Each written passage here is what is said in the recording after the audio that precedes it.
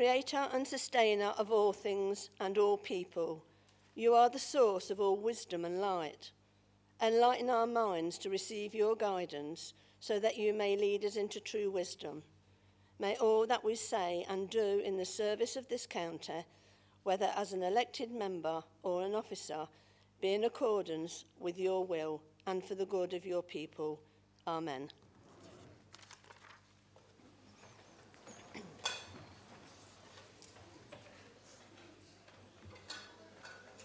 In the event of having to evacuate the council chamber, would everyone leave by one of the two exits at the rear of the chamber? Officers will be on hand to assist any people with disabilities. May I ask all members who have mobile phones with them to ensure they are switched off so they do not disturb the meeting. Thank you. We come to item 1, to elect a chairman. And I invite nominations, please. Mr. Rushton, thank you. Madam Chairman, thank you very much. I'm delighted this afternoon to have the opportunity to speak on the behalf of a new chap here, which I didn't know, Mr. Lawrence O'Shea. Most of us know him as Ozzy for the ensuing County Council year. Members will know Ozzy just like you before him, Janice, has a good civic pedigree, having served as the Mayor of the Borough of Hinckley and Bosworth. However, Ozzy has also managed to juggle this while serving as Vice Chairman of the County Council, so well done, Ozzy. I think that it must be a first and shows that he's not shy of hard work. This immediate experience as Ozzy only stood down as Mayor of Hinckley and Bosworth last year will make him an excellent candidate for the office of Chairman. Ozzy was first elected to the County Council in 2013, representing the Groby and Ratsby electoral division, and is now serving his second term of office. He first entered local politics as a parish councillor in Ratsby in 1996 and was elected to Hinckley and Bosworth Borough Council in 2007, representing Ratsby, Bagworth and Thornton Ward. His service to our local community has also included 28 years as a school governor. As a county councillor, Ozzy has sat on the Children and Families and Health Overview and Scrutiny Committees and Development Control and Regulatory Board. He also represents the County Council on the Bradgate and Groby Quarries Liaison Committees. During his term of office, Ozzy will be supported by his wife of 41 years, Jenny. As keen caravanners and walkers for over 35 years, they will have to curtail their wanderings over the past year and going into this year. I know they will put their hearts and soul, as you have done, Madam Chairman, into the job. But as they say, every cloud has a silver lining, as those motorists heading to the East Coast won't be blocked up by caravans, or at least one less. Together, Ozzy and Jenny will make a great civic team and will do all that they can to ensure they have a successful year. Ozzy is most deserving of his nomination, and myself and the Conservative group are most proud to nominate him, Madam Chairman. Thank you very much, Mr. Rushton. Mr. Golden, thank you.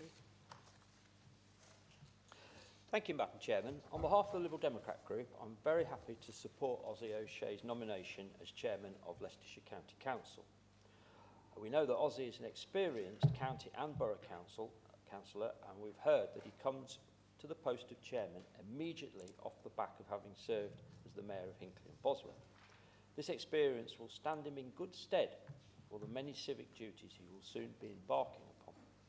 With the support, of course, of Jenny, who I know will be a tower of strength for Ozzy in the weeks and months ahead. Ozzy's service to the community was a feature of his long career with the Leicestershire Police Service. He served as a police officer for 31 years, based both in the city and the county. And then he continued in a civilian role at the end of his frontline service, working as a supervisor in the service's operation room. By 2016, Ozzy had served some 43 years with Leicestershire Police. Now that is a long record of service. Ozzy, of course, is well known within his electoral division as a visible and hard-working councillor. As with many of us in this chamber, Ozzy is passionate about local government and works tirelessly for the benefit of the residents of his patch and the community.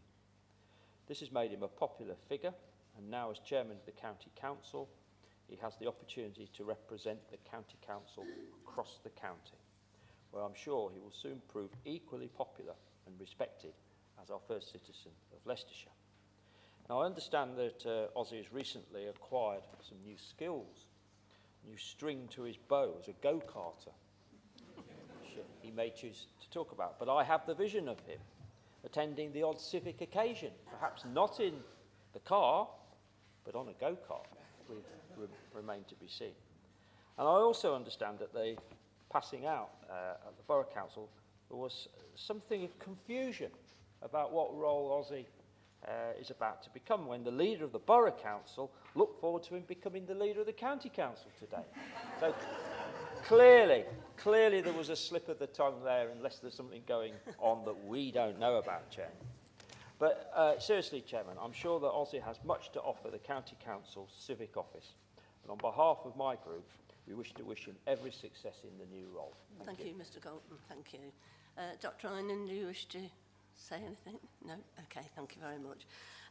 I'd like to invite Mr. O'Shea to join me and the Chief Executive to make the declaration of the acceptance of office. Thank you.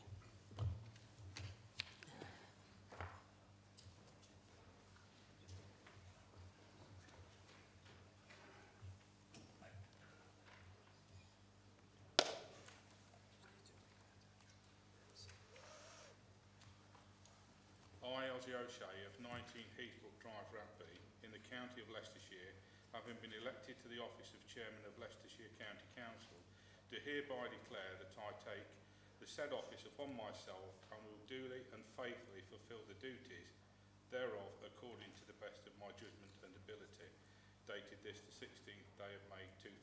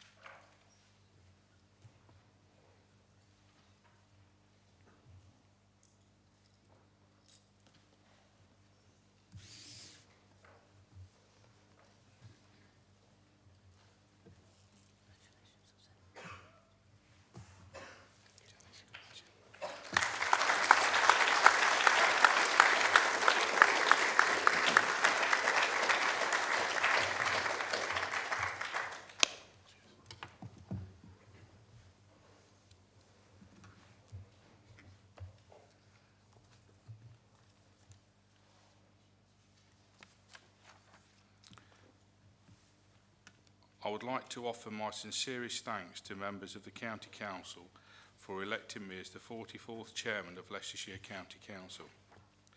It is a tremendous honour, and to have this opportunity to act as first citizen of the County of Leicestershire, and it is one I intend to embrace wholeheartedly in order to continue the good work of my predecessors.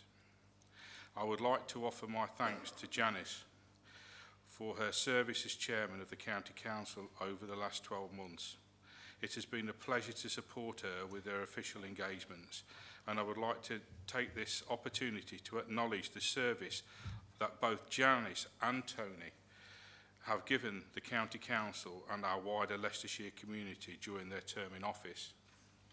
As I look ahead in my own term of office as Chairman, I will do whatever I can to enhance the civic life of the county, and I will endeavour to uphold the dignity of the civic office and respect it enjoys throughout Leicestershire. My charity that I will be supporting this year is COPS, no surprise to a few, which stands for the Care of Police Survivors. COPS is a UK registered charity dedicated to helping the families of police officers who have lost their lives on duty. I'm looking forward to a busy civic diary of official engagements that I will be attending on behalf of the County Council, and I welcome the support of members of the Council on these civic occasions, and I do hope that you will be able to accept my invitations in due course, some of which I will highlight in my announcements later. I am pleased to say that I will be supported in my year of office by my wife Jenny, and her personal support is something I value enormously. I am looking forward to working with David Jennings, who will be taking over the reins as Vice Chairman, and I'm sure that we together will work as an effective team to cover as many civic duties that we can. And so, from your incoming chairman, thank you for your support, and I look forward to working with you all in the chamber and beyond. Thank you all.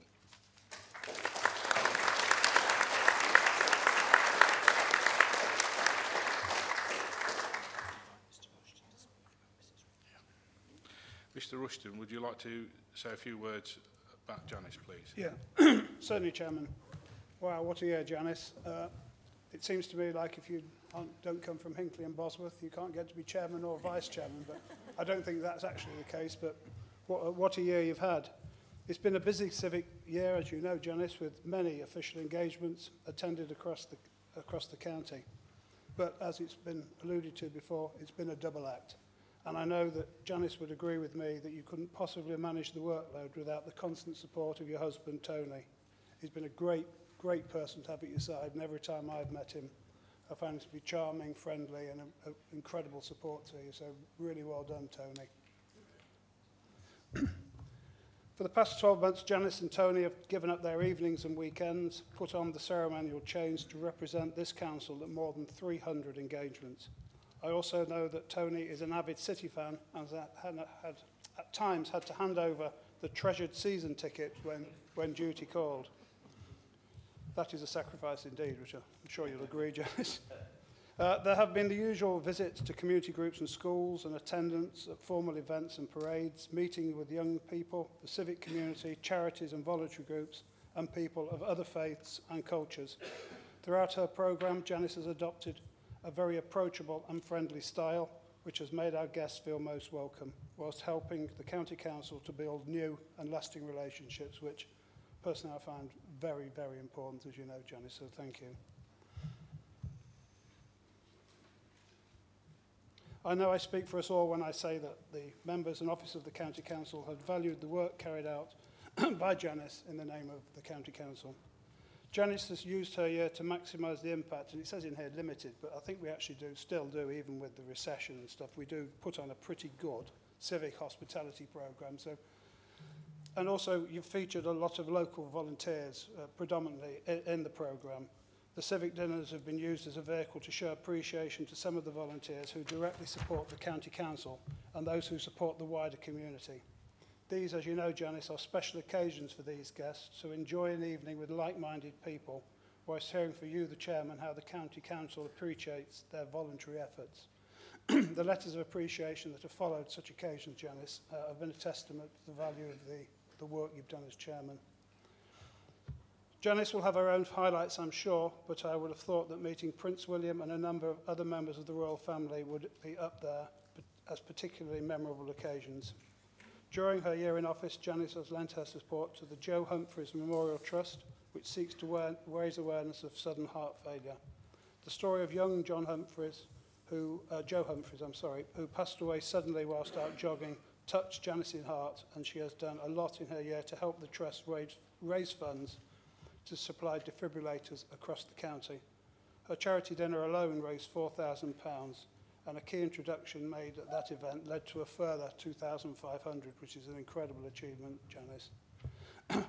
And finally, one of Janice's last duties was last night at Castle House, where she presented Lady Gretton on our behalf a framed print of Bow Manor Hall.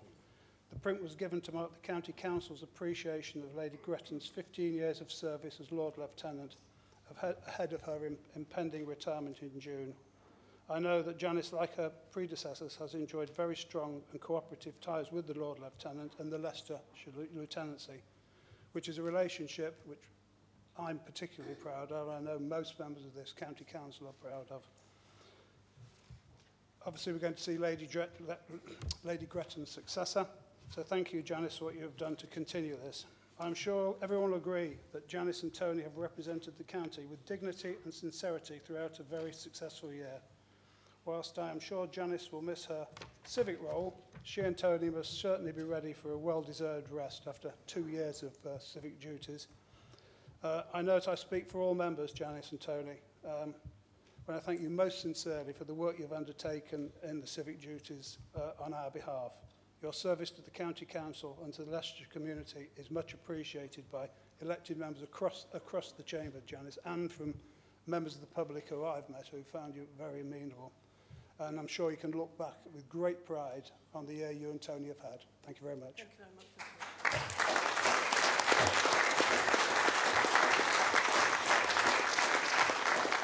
Mr Galton. Thank you, Chairman, and I congratulate you to your new office. I too would like to take this opportunity to add my thanks and those of my group to Janice for the year as Chairman of the County Council.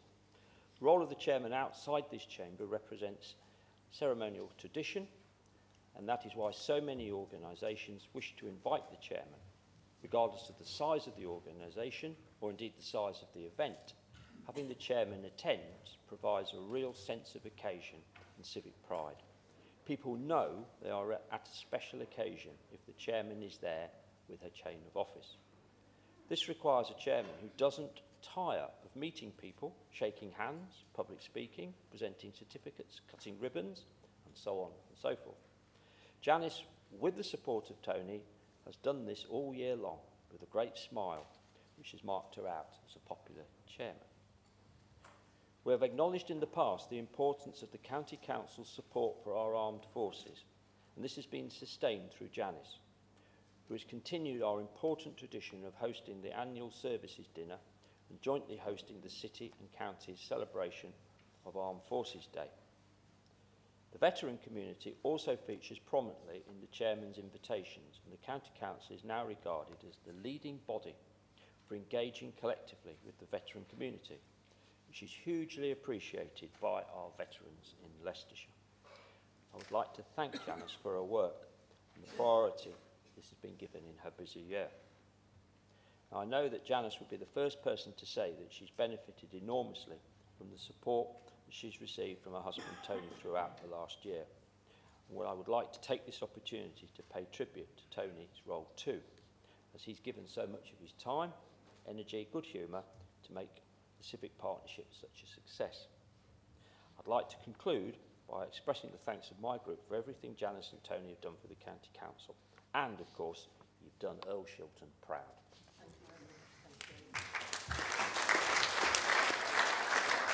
Councillor Rynan. Thank you, Chair, and congratulations on your elevated position. And I also wish to take this opportunity on behalf of the Labour Group to add our heartfelt thanks to Janice for her year as Chairman. Colleagues have paid tribute to Janice's hard work in representing the County Council on civic occasions and at many more local community events. I would like to add my appreciation for this work, which has helped to ensure that the County Council is active and supportive at the grassroots of our communities, as well as at the high-profile major civic occasions. Colleagues have spoken of Janice's friendly approach to her role, and I can vouch for this. My husband and I have attended events hosted by Janice where I've observed her desire to greet every guest and to make them all feel welcome and special.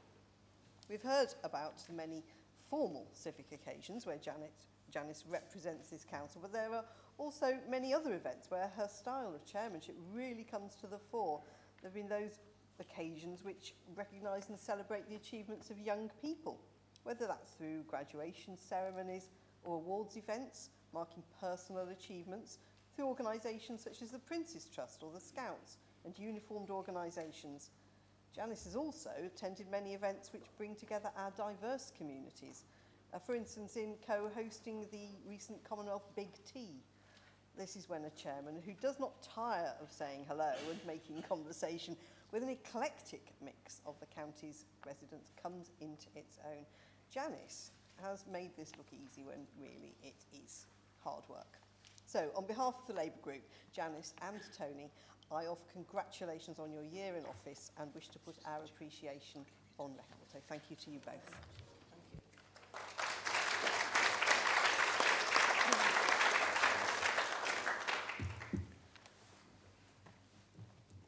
Janice, I'd like to present you with a medal on behalf of the County Council. Thank you for all the hard work and dedication you and Tony put in this year. Thank you very much. Thank you very much. Thank you.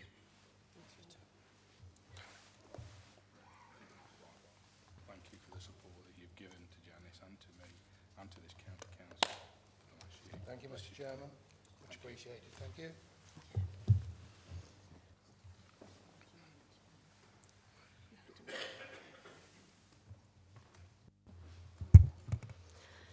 Firstly, I'd like to thank Mr Rushton, Dr Einan and Mr Galton for your very kind words, very much appreciated. Thank you very much. I feel very honoured to have been Chairman of Leicestershire County Council this past 12 months and have had the privilege of attending many events throughout my year in office, such as services at the Cathedral, graduation at universities, school sports days, charity events and humbling places such as Lauros and Rainbows. Perhaps the saddest moment of my year of office was the loss of Ernie White.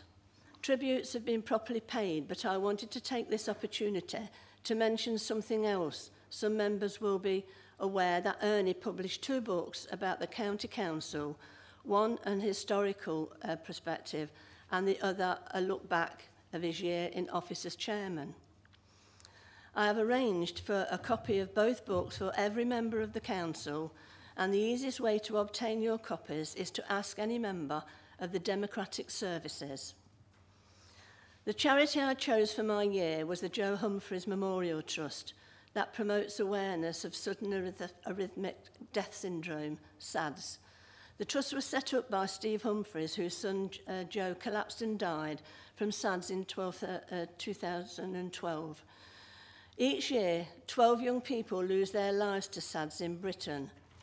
The charity's dedicated fund workers, volunteers and medical leads have worked tirelessly, and one of the things they have done is to increase the numbers of public access to defibrillators across the city and the county. I have met many volunteers during my year who worked tirelessly for our community and had the pleasure of meeting some of them here at County Hall. It was very inspiring to hear their stories, and we certainly owe them a huge gratitude. I had the honour of officially opening the Bosworth Tommies exhibition called A Market Town at War in 1914-1918, where a group of young volunteers with learning difficulties and disabilities are taking part in Leicestershire County Council Adult Learning Service Programme, and they have worked closely with the Bosworth Historical Society. This 3-year project has been shortlisted for a national award, which is fantastic news, and I wish them every success, as I am sure in this chamber every one of us do. My thanks to John Sinnott, also to Lauren Haslam and Mo Sadat, and also Rosemary, for their help and support through my year. My grateful thanks to the civic team and caterers for looking after me so well. And my thanks to you members for voting me in last year to be chairman. I have had an amazing year. And my husband Tony for being so supportive, only letting me down twice by going to see his beloved Leicester City. Unfortunately, they lost both times, but we won't say any more about that. In that year, I have learned that John Sinnott is an ardent supporter of Everton, so Tony could always jump ship and support Everton if you choose to, but I'm sure he will not.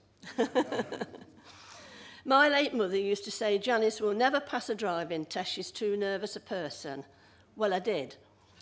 And look what I've got now. So I'm very, very proud. And finally, Chairman, my congratulations to you on becoming the 44th Chairman of Leicestershire County Council, and I hope you also have an amazing year.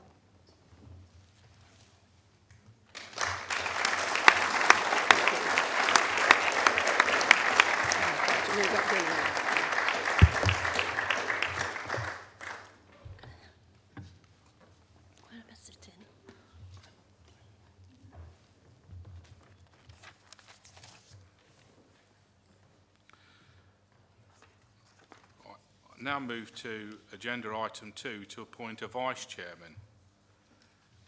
Councillor Rushton. Thank you, Ozzy, and congratulations on your elevation. I'm delighted to be able to nominate David Jennings as vice chairman of the County Council for the ensuing year. David is a long-standing member of the County Council, having first been elected in 1997. Interestingly, for the Labour group, it was on the same day as Tony Blair, But luckily for us, David has done 6 terms in office, and probably you'll say luckily for you, Tony only did 3. David has served on the Adults and Communities Overview Scrutiny Committee, the Corporate Governance Committee, the Development Control and Regulatory Board, the Employment Committee, and the Local Pension Board.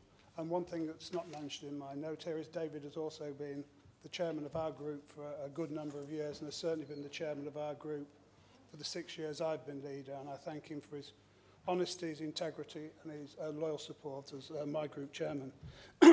Anyone who knows David will know of his lifelong association with Countersthorpe and his service to local government. It says he was born and bred in Countersthorpe. Well, I only know he was born in Countersthorpe. I'm not exactly sure where he was bred, but he'll probably know, but he'll tell us later. And his family line can be traced back to living in the village in 1596, which is absolutely incredible. As the family name through the maternal line is Lord, he lays claim to being the Lord of Countersthorpe, and I, for one, wouldn't take him up on it. David was first elected to Countersthorpe's Parish Council in 1970, which is an incredible long time ago. So having served the village for an amazing 48 years, he was then elected to Blaby District Council in 79, same day as Margaret Thatcher, so he's following all manner of prime ministers. But I'm not going to repeat that joke. If you add up all these years, David had actually done 108 years of public service, which is an incredible number. And I don't know of anybody in this chamber, maybe Mr. Bill might be approaching it, who's done as much. David will be supported by his wife, Joy, been married 44 years. I met her today, the first time I've ever met her. Normally I phone up and say, hello, it's Nick here, is David in? And she says, yes, I'll go and fetch him. He's either in the garden or in the bath. So it was nice to meet her today and to divulge actually what he does in his spare time. I'm sure he'll do a great job supporting you, Ozzy. He's honest, reliable, and I'm sure he'll be a super deputy chairman and in turn chairman. Thank you very much.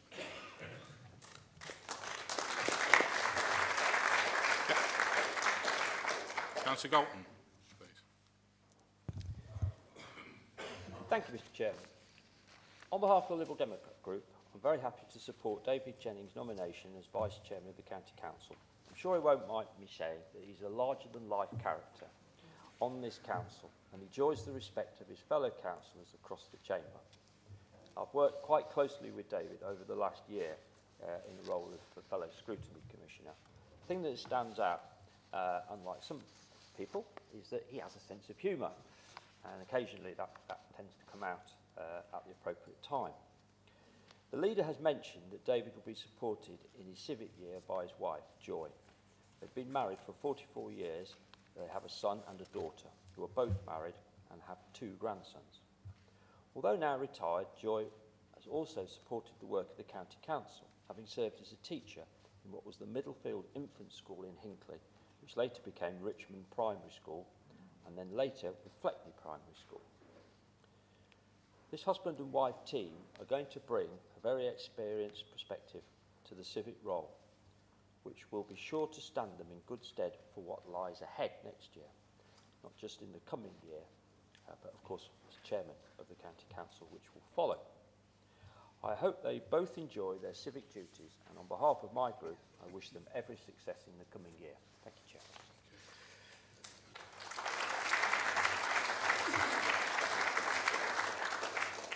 Councillor Jennings, could you step forward, please?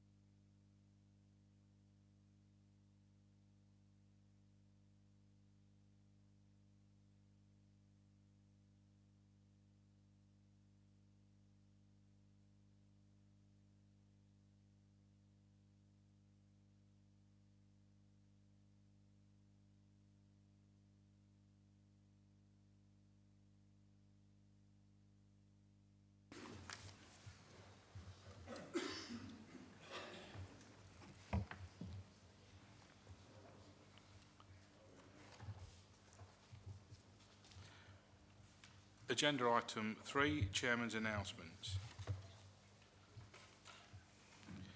It is with great sadness that I report the deaths of a sitting member and a past chairman of this council, Mr David Slater, County Council. County Councillor David Slater died on the 29th of April, aged 70. He was first elected to the council between 2009 and 2013 and was re-elected in 2017. He represented the Syston Ridgeway electoral division and had previously represented the Loughborough South electoral division. Mr Slater was chairman of the Environment and Transport Overview and Scrutiny Committee and served on the Scrutiny Commission and Corporate Governance Committee. He was also a member of the Leicester, Leicestershire and Rutland Combined Fire Authority. He had previously served on the Children and Young Persons Overview and Scrutiny Committee and as a Cabinet support member. Mr Slater also served on Charwood Borough Council for 17 years, including as a leader, a position he held for 7 years. I would advise members that a memorial service for Mr Slater will be held at St Bartholomew's Church, Quorn, on Monday the 4th of June at 1 p.m. Mr David Naggs. Mr David Naggs died on the 18th of March. Mr Naggs served on the County Council from 1993 to 2005, representing the Thurmaston electoral division. Mr Naggs served on the Education Committee, including as its chairman, and a number of subcommittees. He was also a member of the Arts, Libraries and Museums Committee and the Policy and Resources Committee. When the Council moved to Cabinet and Scrutiny model in 1999, Mr Naggs served on the Education Scrutiny Committee and became one of the spokesmen for that committee. Mr Naggs was chairman of the County Council between 2003 and 2004. After retiring from the council in 2005, he became an honorary alderman. I invite members to join with me in standing in silent tribute to the memory of Mr David Slater and Mr David Naggs.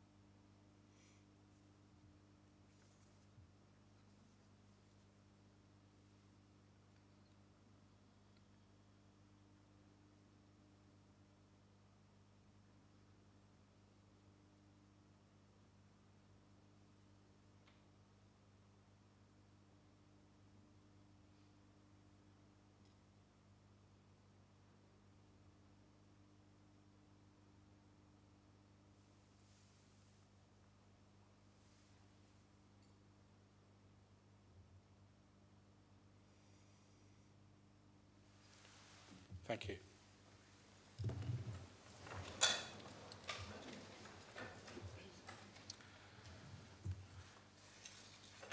Refreshments. As is custom on the occasion of the annual meeting, I would very much like to welcome all members to join me for light refreshments in the members' lounge immediately following the meeting. Armed Forces Day. On the 23rd of June, together with the Lord Lieutenant and the Lord Mayor of Leicester, I will be hosting a special service at Leicester Cathedral to mark Armed Forces Day. The service will be followed by a parade of standards, service personnel, veterans and cadets through the streets of Leicester. Behind the pipes and drums of the Seaforth Highlanders, during the course of the morning there will also be military stands and displays in Humberston Gate. All members are invited to join me for this event, which promises to be a fitting tribute to our armed forces and veterans. On Monday, the 25th of June, I will be hosting an Armed Forces Day flag raising ceremony at the Stand Easy Memorial at 10:30 a.m. Again, all members will receive invitations, and I do hope that as many of you will be able to join me. Chairman's reception at Bow Manor Hall. I am pleased to inform members that I shall be hosting the Chairman's annual reception at Bow Manor Hall on Thursday, the 26th of July at 6:30 p.m. I do hope that members of the County Council will be able to join me, and you will also receive invitations and further details in due course. The County Service. Members are asked to note that the County Service this year will be held at Leicester Cathedral on Sunday the 7th of October at 3 p.m. The Bishop of Leicester will be preaching, and the service will be followed by modest refreshments. All members will receive an invitation in due course, and I do hope again that as many members will be able to support me at this annual service. Visitors. I welcome to the meeting all visitors and guests of members, and of course anyone who is joining us on the webcast today. Agenda item number 4. I go to Mr. Sinnott. Chairman, I present the report of the Returning Officer on the election of the County Councillor for the Stoney Stanton and Croft Electoral Division on the 3rd of May 2018.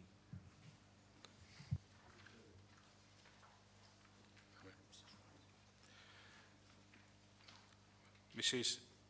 Maggie Wright, I welcome you to the County Council. Well fought election, and our wholehearted congratulations to join us in the chamber. Congratulations once again.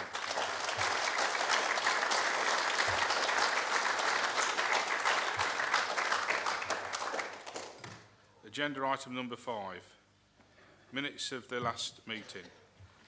I move that the minutes of the Council held on the 21st of March 2018, copies of which have been circulated to members, be taken, read, confirmed and signed. Mr. Jennings, you second? Thank you. Agenda item number 6, declarations of interest. I invite members who wish to do so to make declarations of interest in respect of items on the agenda for this meeting. Are there any declarations? Dr. Rynan.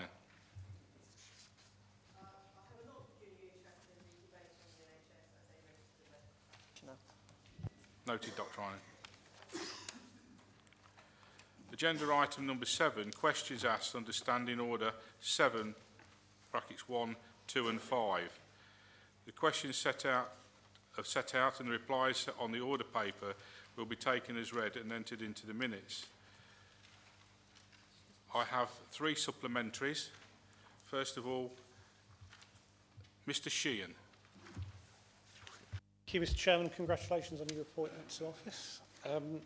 I'd like to ask Mr. Rose, and thank him obviously for his answer, but with respect to the last statement there, further opportunities for community involvement on the site will also be explored.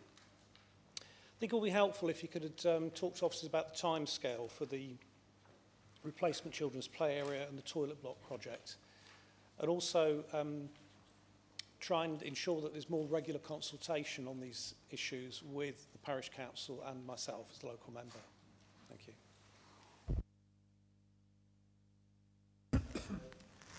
Well, first of all, congratulations, Mr. Chairman, on your elevation to that position. I think Mr. Sheehan's raised a very good point. I mean, clearly we need to do quite a bit more at Sarah's Wood to improve facilities there, and in particular in the toilet block. What I can tell him is that yesterday 2 of our senior officers visited the site and had a look at the situation there, and as a result of that there will be some work done pretty soon to bring it back into operation. That will make much better use of the site. As far as the cooperation goes with local people, that's still got to be developed, but I take note of what he says about parish councils. Councillor Bray, you have a supplementary. Yes, Mr. Chairman, and congratulations to yourself and Mr. Jennings on your appointments today. Just very straightforward, really. On both the issues I've raised, could I just ask that I be kept informed of the progress? Thank you.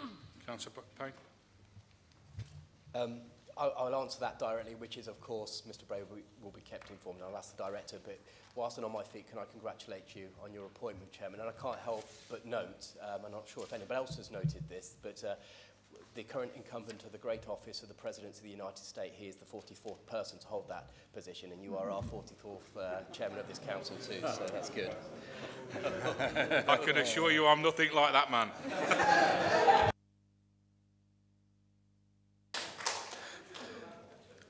Councillor Mulaney, you have a supplementary.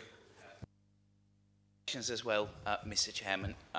Thank you to the Leader of the Council for his reply. Just to add to this, obviously there's a high number of self-employed people who live on that estate, so it's particularly important that we do try and get the super-fast broadband there. And just obviously to say that if you could keep me informed of how things progress with the issue, I would appreciate it. Thank you. Councillor Rushton. Chairman, thank you very much. I only recently had a briefing from the Chief Executive and Niall Mullin on broadband. I appreciate that you have got a very, very difficult estate there, which the developer never put the ducting in. God knows why. I'd have thought broadband now is as important to go into a house as water and sewers. But I'm aware of the problem, and I will prioritise trying to get it in there. While I'm on my feet, Chairman, can I just make a point that we had a very, very positive letter written to us by the government department that's in charge of broadband, congratulating us on the work we've done so far and the benefit that we've delivered for the money we've put in. And in particular, there's a whole paragraph at the end praising a guy that works for us, works under Tom Pennell, called Niall Mullin. And for a government department to write to us congratulating us and to single out a particular officer for the praise that he received was quite fantastic. And I said to Niall, I said, put that letter in your back pocket. We don't want to lose you, but if you ever go somewhere else, you will never, ever get a better recommendation than that. And I want to place on record, Chairman, my thanks to Niall Mullin and Tom Pennell and the work they do down there. Thank you, Councillor Rushton. Agenda item 8, to receive position statements. There are no position statements today. Agenda item 9, appointments in accordance with items 11 and 12 of Standing Order 4 to appoint the leader. Mr Rhodes. Yes, Mr Chairman. One of my pleasures today is to nominate that Mr Rushton be appointed Leader of the County Council for the period to the annual meeting next year. Mr Shepherd. Chairman, I second that. All in favour? Those against? Abstentions? Congratulations, Mr Rushton.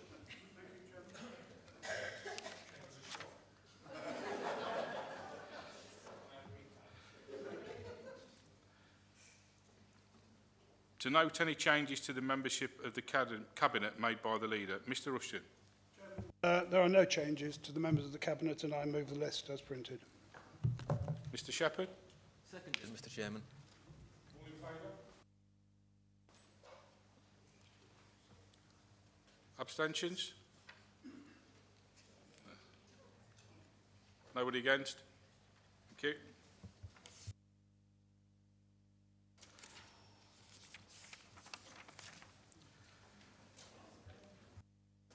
To appoint Cabinet support members as the Council considers appropriate. Mr Rushton, please. Thank you again, Chairman. Can I move the 3 names as listed? As you can tell, there are 2 changes from last year. Mr Shepherd. Seconded, Chairman. All in favour? Against? Abstentions? Thank you. Motion's carried. To appoint members of the Scrutiny Commission boards and committees, including the naming of spokesmen and spokespersons. Mr Shepherd. Thank you, Chairman. I move that the membership of the Scrutiny Commission boards and committees, as set out in List 2 attached to the order paper, be approved. Mr Charlesworth. Congratulations, Chair. I second the membership of List 2.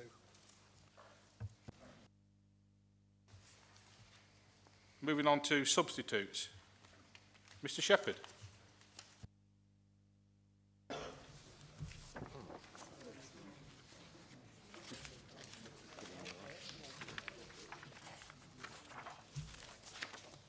My apologies. Commissioners. Mr Shepherd, please. Quick rustle through papers there. I name the members shown in the second and third column of List S. Mr Charlesworth. I name the members shown in the fourth column of List S. Mr Hunt.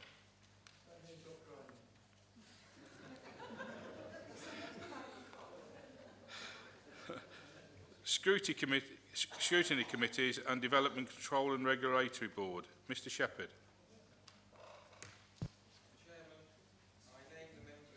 In the second and third column of List S. Thank you. Mr Charlesworth. I name the members shown in the fourth column of List S. Thank you. Mr Hunt.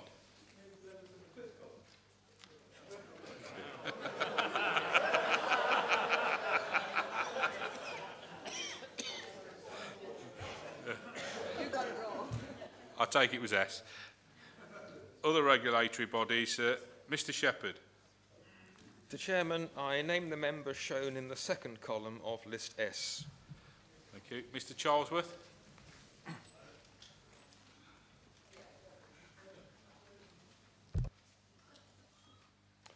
I name the members shown in the third column of List S. And finally, Mr Hunt.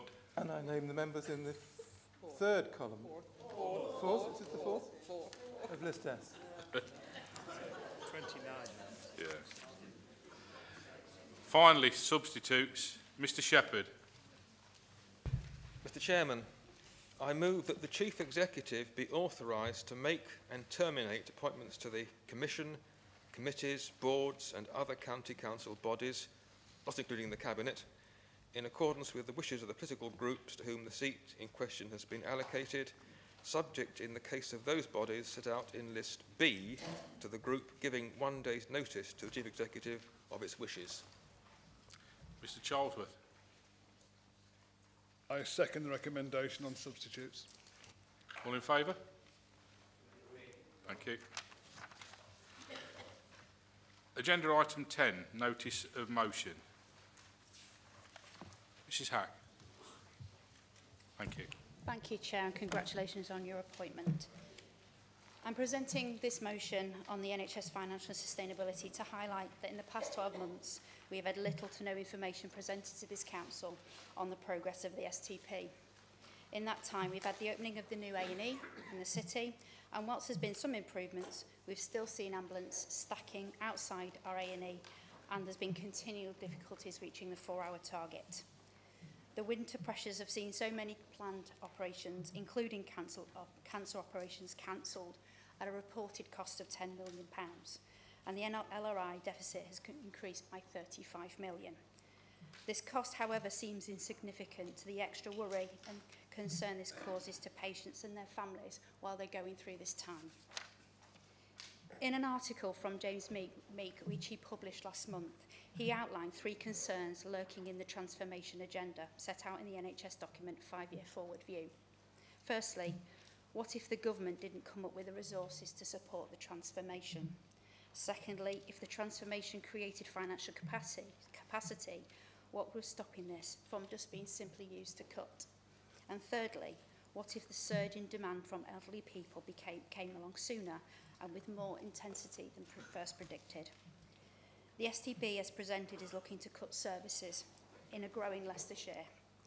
We've predicted in our strategic growth plan that Leicestershire will grow by 5,000 homes per annum until year 2031. This somehow seems at odds with the STP plans as presented. The cuts outlined in the STP are in hospital capacity, community beds, maternity provision, cuts which are far greater than the investment in GP and the integrated virtual services could ever provide. With acute beds down from 243 beds, some 12.5%, and community beds down by 38, some 16.5%, It's not just the cuts in beds that's a concern, it's actually the geography and the capacity and where those cuts will hurt. And that's mainly in our rural communities, and that's something that we should all be concerned about. So I present this motion to take forward some key elements, as already presented in the document. Thank you. Thank you, Councillor Hack. Councillor Posset.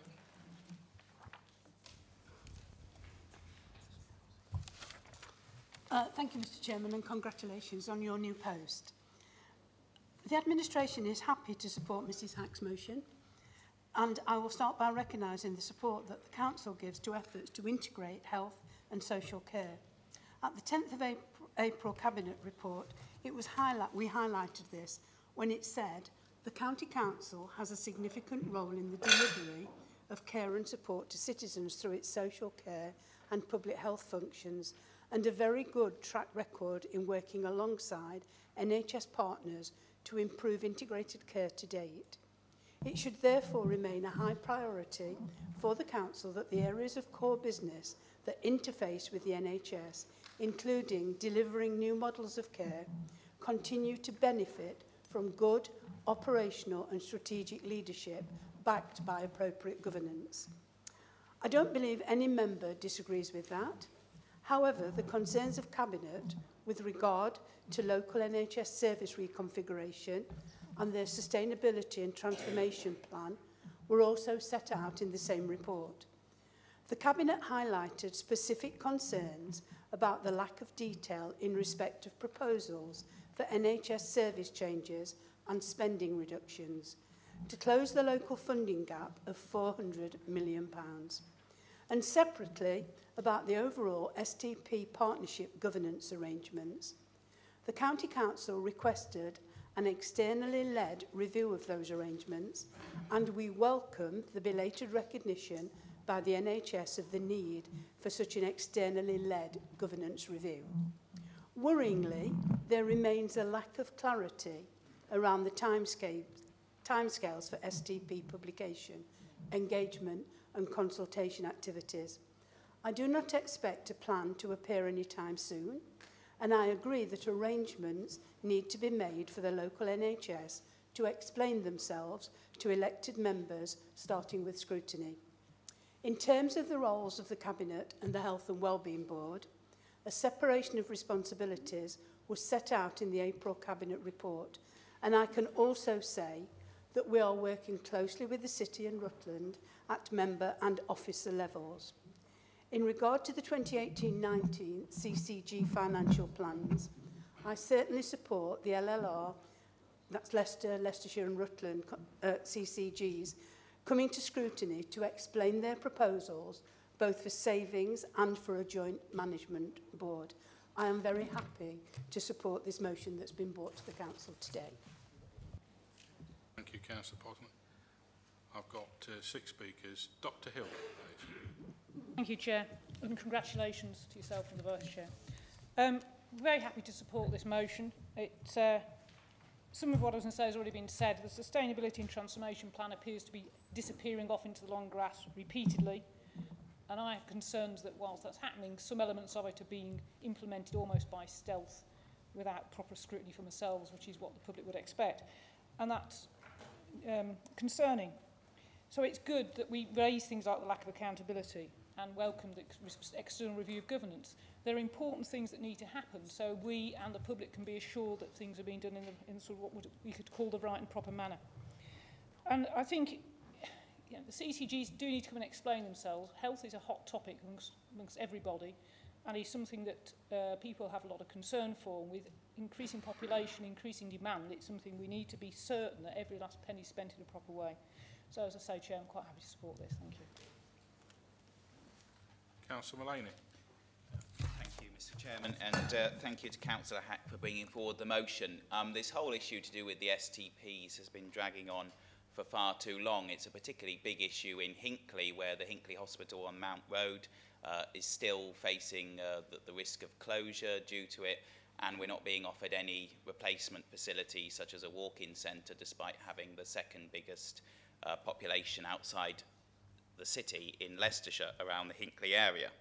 The whole issue has been dragging on far too long. I recall some time ago we were told that the whole STP issue would have to go into purdah because of the EU referendum. Well, that was the spring of 2016, so that's 2 years, and still things are dragging on.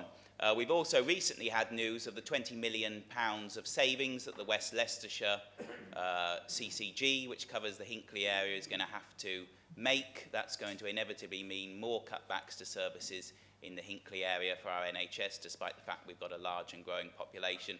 So it's a very concerning issue all round, and we do hope that sometime in the future we can get some clarity and certainty from the local health authorities as to what they're actually planning for the future of health services in Hinckley and Bosworth and more generally in the county.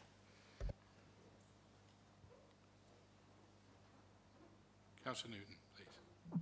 Thank you very much. Firstly, can I say congratulations, Chair, and I'm sure you'll make a good job of it. And I want to say thank you to Pam for seconding the motion, so it's all inclusive. Chair, our NHS is without doubt the crowning achievement, not only in the movement to which I belong, which is the Labour movement, but also this country. It will come as no surprise to those in this chamber to hear of the amazing work the dedicated public servants that work within our health service achieve day in and day out, seemingly achieving the impossible of doing more with less. And believe me, Chair, contrary to government narrative, they really are working with less. Even compared to our neighbours and friends across the world, our NHS is already undersourced, having less doctors per 1,000 of population than Finland and New Zealand, less nurses per head of population than the Czech Republic and Austria, less hospital beds per head of population than Poland and Switzerland. The list goes on, Chair, with the UK coming bottom per 1 million of population for the amounts of CT and MRI scanners than any other nation. This was cited in a report by the recent report from the King's Fund. I'm sure councillors have been watching the recent Ceres Hospital set here in the East Midlands, in a place many of us will know well, which has showed the dangers of having both front and back doors blocked by underinvestment in social care and preventative measures, let alone wider societal factors. This unacceptably high bed occupancy level is increased by lengths of stays. It actually leads to poorer patient outcomes and the risk of cross-infections. Ambulances are unable to hand over patients in the emergency department, and this has become all too commonplace in Leicester. Amanda has really highlighted what has become because of cancelled operations, £10 million being lost. The LRI deficit has now risen to 35 million. It will take cooperation and a strategic plan to help our NHS to survive for at least another 70 years, and hopefully for many, many generations past when we have long departed from this place. So that is why we are here to really support this motion.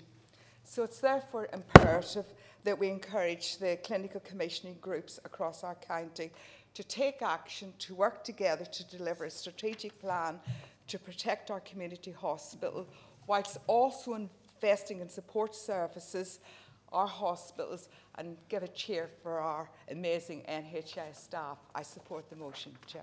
Thank you. Thank you. Councillor Ryan. Thank you, Chair. I am so pleased that we have cross-party support for this extremely important motion. I think there's one person, and I'm sure Pam would agree with me, that we would have liked to have been here to see it. Ernie White, who stood so strongly for the NHS. Yes. How did we get into this mess with 3 CCGs unable to pull their own governance together? Before I was actually elected, my husband introduced me to Ernie White, and we discussed the impending health and social care bill. And he said, they'll just move the brass nameplates, it'll be a huge waste of money and nothing will improve. At that time, I was a member of the Royal College of General Practitioners faculty here in Leicester. And we went to a meeting and we were told about this new bill And all the GPs in the room, except 2, thought it was a brilliant idea. GPs would save the NHS. Such hubris. I, of course, opposed the idea. The other person to oppose the idea is a former member of the Conservative Association, Dr. Tek Kong. 2 political GPs told them, don't do it, but I'm afraid they did. I can't really blame Andrew Lansley. He is married to a GP. They're very forceful ladies, and maybe that's why he ended up doing what he did. We've also mentioned the importance of integration, and this is a huge part of what we do here. I worked with Simon Conroy, who is a geriatrician here in Leicester, Jay Banerjee, who is an acute care consultant, Ron Shue, public health consultant, on the acute care guidelines for the elderly, trying to promote integrated and proactive care, which can increase quality. Yes, it can increase quality. It does not, and never has, reduced cost, and it will not reduce the need for acute beds. We knew that. NHS England wouldn't let us say so. Proactive care can reduce the length of stay. It can lead to good deaths at home. I have seen it. But it cannot do that without proper investment in social care. And this here is where we have suffered as an authority in the cuts. So, we haven't also allowed local evidence, they have not allowed local evidence, NHS England, get further up the tree. We have seen the Loughborough Older Persons Unit. Where is it now? Yeah. It didn't work. We've counted avoided admissions, but that has failed to impact on real admissions and readmissions. And we are seeing, and very personally for me, as some of you will know, we are seeing what is happening within the NHS. My husband is very aware of what's going on in ICU, where he was lobbied by the staff there, despite the fact he was barely breathing, about how their £130 million new front door hasn't meant there's any more beds, and that we have a 21st century medicine in ICU, which thankfully does appear to be saving his life, in a 40-year-old unit. As has already been said, long A&E waits increases the length of stay in hospital. Unacceptably high bed occupancy increases hospital-acquired infections and therefore length of stay. As my husband has discovered, the lack of acute and step-down beds can delay moving patients on from ICU. And I have discovered, because I'm a regular around the corner at the breast clinic, that they've been using their surgical beds for winter pressures, and that has meant patients waiting months for elective and reconstructive surgery. A cross-party group of MPs, including Liz Kendall from Leicester, Nick Bowles and Norman Lamb, have got together to say something must be done. I don't entirely agree with what they propose. A special tax for the NHS, in my view, is a bad idea. It could be regressive. Worse than that, it could increase that awful sense of entitlement. I remember the odd patient, very odd they were too, who would come along saying, I pay my taxes. Yeah. They were usually the ones who were demanding something that was either clinically inappropriate or unaffordable. But I am pleased that here we have, unlike what was predicted by Chris Ham from the King's Fund in his recent article, we have overcome the tendency to just fight amongst ourselves as politicians in a party political manner. And we have overcome that. And I hope that this message will then get from this council to Jeremy Hunt in a polite and respectful manner, and ask him to take a critical look at some of the advisors that he has in the Department of Health and some of the dafter ideas that unfortunately have led us to this position, and hope that we can put things right in what is probably the most beloved institution in this country. So I thank everyone who has joined in supporting Councillor Hack's motion. Thank you, Dr. Iron. I've now got Councillor Bill. And once again, congratulations on your appointment. I've no idea how that go-kart story reached here, but there we are. 13 years ago, 2005, Don Wright and I got involved with a proposal to rebuild the community hospital in Hinckley. And we took part in all the intensive negotiations and consultations and everything else. And that was 13 years ago, and of course, not one brick has been moved since then. We've had, as Michael Mullaney has referred to, we've had the proposal to close the Mount Road Hospital, which produced a petition of 10,000 names against it. And we've had further consultations and engagements and talks and so on. But again, nothing has happened. And we're now into the later situation where we're into yet a further engagement process when we're told that the movement of hospital configuration in southwest Leicestershire will be based on clinical need. And that's fine, that's how it should be. But of course there's no guarantee that even if the NHS England approve the plans, that the funds will be made available. So there's a whole series of barriers to be overcome before any progress is made. And the story just seems to go on and on. We're having to treat people in hospitals that are now out of date. We're now having to people who are queuing up for appointments in GP surgeries. I know the GPs doing a wonderful job, but there seems to be less and less of them all the time. And so we are running out of the resources that are needed to keep the NHS moving forward. And so I do support this motion very much so. And those of us in the Hinckley area will very much like to be involved in this any further talks that do take place with the NHS. But could I just make a reference to one further point, and that is this question of infrastructure, which was raised in my question right at the beginning of this meeting. And the biggest infrastructure deficit has to be with the NHS provision of services, and in particular GP surgeries, because over and over again people are saying to us, you know, all this growth is being promoted in this area, and we all know what that is within the strategic growth plan, but there's absolutely no guarantee that the infrastructure in the form of hospitals and GP surgeries is going to follow. We all talk about infrastructure in terms of roads, and that's fine, but infrastructure goes far deeper than that. And at the top of my personal list of priorities is the need for modern hospitals and adequate GP surgery provision. Thank you, Chairman. Thank you, Councillor Bill. I've got two more speakers. Dr. Felton. Oops. Thank you very much, Chairman, and congratulations on your new elevation. As most of you probably know, I've worked in the NHS, or in or around the NHS rather. Actually, it's nearly 50 years now. And I've seen things come and I've seen things go. Reorganisations come, reorganisations go. New projects start, new projects go. And I don't often get excited by these things, but I must admit, when the STP programme started a couple of years ago and divided England up into 44 different areas where there was no really necessity to keep it to the current boundaries, I was sort of moderately impressed by that. I thought, oh good, someone's realised we don't have to stick to all of normal boundaries. And obviously the Leicestershire one has stuck to the boundaries, but of Leicestershire anyway, and Rutland. But nevertheless, I thought, oh, this might be the way to go. So I eagerly awaited the publication and maybe the public consultation of the Leicestershire one. Still waiting for the public consultation, of course.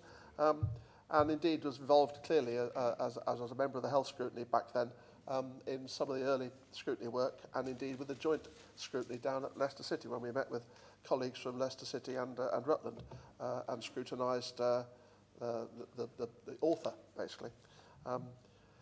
Now, obviously, I've now got, thanks to all of your votes earlier, I'm now the Chairman-elect of the Health Overview and Scrutiny Committee. I'm going to be hoping to help guide the scrutiny process here, and together with our City and Rutland colleagues through a joint, obviously, scrutiny process. Frankly, I'm going to be asking what on earth has happened. I mean, we've all, basically, that's what most speakers have said today. I mean, there's currently a complete lack of clarity around the timescales, the process, the public engagement, any consultation.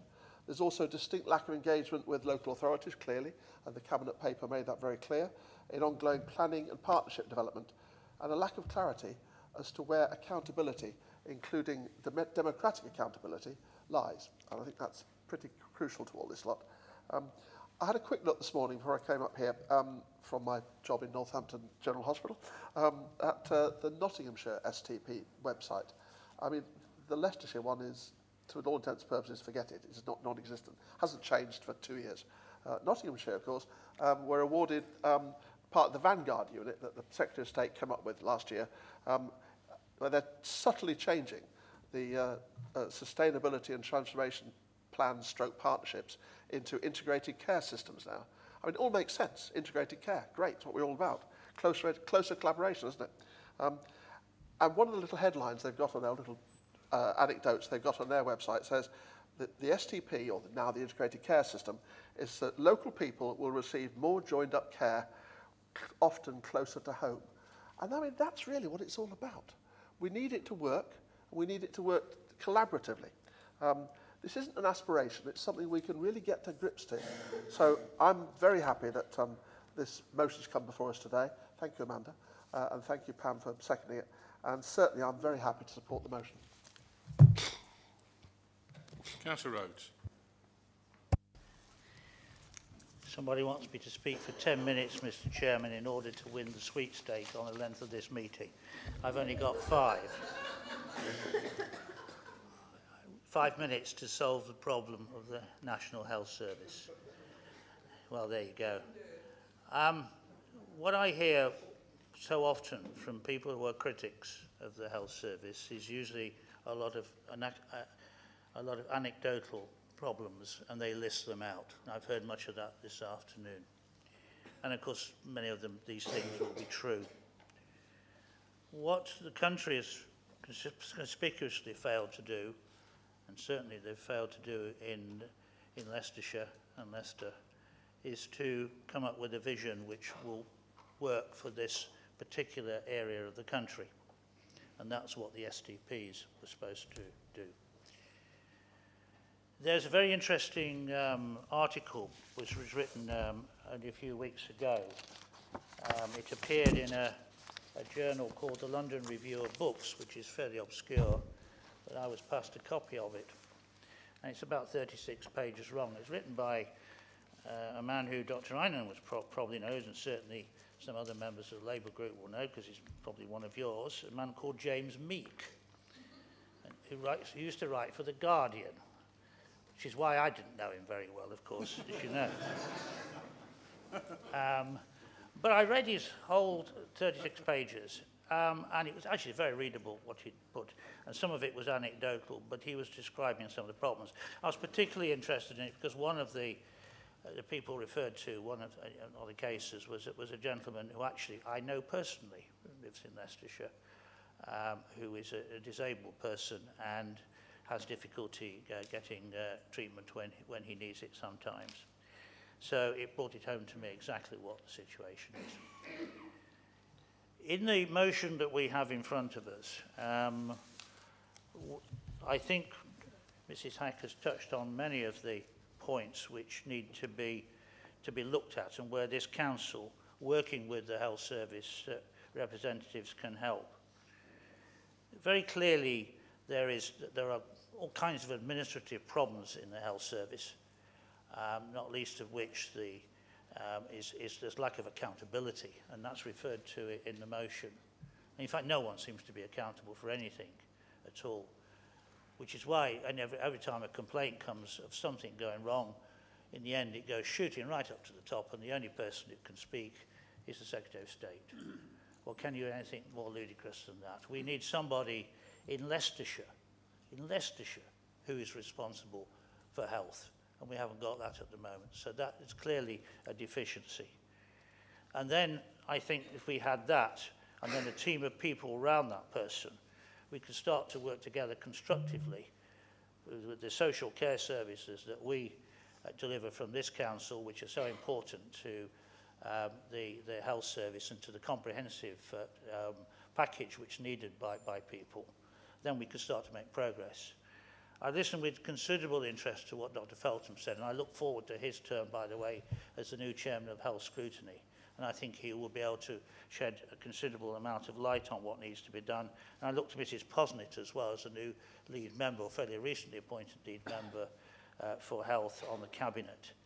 I can't make much contribution personally on this, but I can encourage and have my say. I support the motion because it is something which I think few of us, if any of us, can disagree with. And I do hope that the management of the health service, and there are many very well-meaning people in there, will rise to the occasion and stop putting some of their rivalries, because there seems to be all sorts of that sort of thing going on, and little disputes, to one side, and start to work in the interest of Leicestershire, which is, of course, what we do as the County Council. So I do commend Mrs Hack for bringing this motion to us, and I hope everyone in the Chamber supports it today. Thank you. Thank you, Councillor Rhodes. Councillor Hack, right to reply? No. Right, I've got a proposal and I've got a seconder. All those in favour of the motion, please raise your hands. That's unanimous. Thank you.